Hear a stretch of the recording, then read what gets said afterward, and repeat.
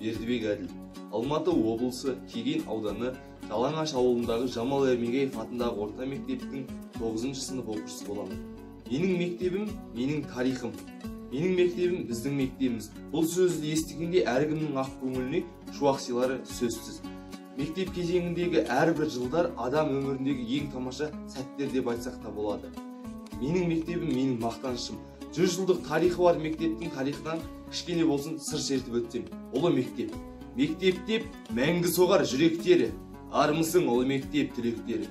Дәл бүгін шабытымды қамшылаймын, ұйықтап қалған қараңғы түнектегі көңілде. Жүрек жарар жыр жасырын, жүрегім жырмен тапты жарасымын. Құтты болсын мектебім, жыр мектебім, құтты болсын мектебім бір ғасырың. Мектептен түлеп ұшқан арманына, қызық қой қызық шіркін жалғанмына. Мектептің бар өмірін жазар медім, қушабыт түспей қойдау қармағыма. Мектептің қызықтары байыптады, мектеп теңіз, мен жолаушы қайықтағы. Ермегеев мектебі ұлы мектеп, мәңгілік тарихтағы. Азамат соғысы жүріп жатқан кезде 1919 жылы Жалаңаш қазақ орта мектебі ашылды. Қарашада ашылып, алғашқы шәкірттерін жинаған мектептің ұйымдастырушылары 1916 жылы Албан көтерілісін басқарушылардың бірі болған Серікбай Қанайұлының баласы Нұрбек Серікбайұлы болды. Міне, осылай жұмысын бастаған мектеп 1933 жылы орта мектепке айналды. Оның директоры болып есімі елге танымал Қиясбай Мәшкеев тағайындалды. Қазақстан үкіметінің 2000 жылғы 3 мамырындағы номері 647 қаулысы бойынша мектепке Жамал Ермегеев аты берілді. Жамал Ермегеев 1918 жылы дүниеге келген.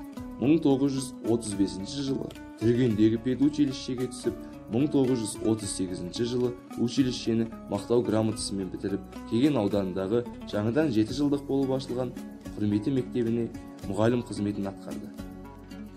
1940 жылы Кеген ауданы комсомол комитетінің хатшысы болып тағайындалды. Сол жылы желтоқсан айында Ұлы Отан соғысына аттанды. 104-ші атқыштар дивизиясының 273-ші атқыштар полкының рота саяси басшысы болған кіші лейтенант аса ауыр жағдайлардың өзінде барлаушыларды жігерлендіруші, дем беруші, неміс қаруынан жығылған оқтың астында жүріп маңызды мағлұматтар әкелді. Сөйтіп армияның мақсатты іс-қимыл жасауына жағдайлар туғызды. Амал не? Осындай бір кезекті барлауда 1942 жылы 20 сәуірде жау оғынан қаза тапты.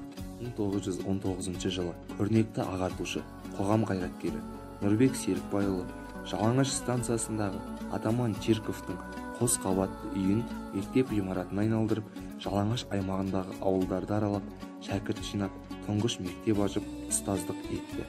Нұрбек Серікбайұлынан қалған сара жолды жалғастырған ізбасарлары көз алдарыңызда. Ғасырдан астам жасаған мектебімізді 1933 жылы орта мектепке айналып, Шелек, Ұйғыр, Нарынқол, Кеген аудандарынан шәкірттер келіп оқи бастады. Осы орта мектептің алғашқы директоры Мәшкеев Қиясбай атамыз болды. Осы кісіден кейін Шабанбаев Мәшреп, Жүнісов Мұстафа, Асылбеков Әліш, Абдрахимов Ерғазы, Бижанов Әкім, Бейсенбай Жақашев, Құдайбергенов Уәли, Оразаев Совет сынды директорлар қызмет атқарған болатын. 1973 жылы осы күнгі мектептің заманауи ғимараты пайдалануға берілді.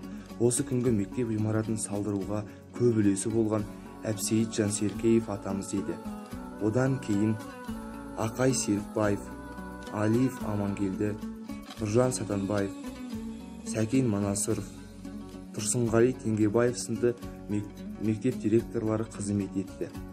Бүгінгі күні мектеп директоры болып Жанәділов Бақытбек жемісті еңбек етіп келеді. Түлектерді қанат қақтырған, 10-нан астам академиктер мен ғылым докторлары шыққан. Берісі республикаға, әрісі кезінде күллі одаққа танымал болған театр, өнер, мәдениет қайраткерлері мен атақты ақын жазушылар, журналистика майталмандары көптеген саясаткерлер мен танымал болған 101 жыл жасаған менің мектебімнің қысқаша тарихы осындай.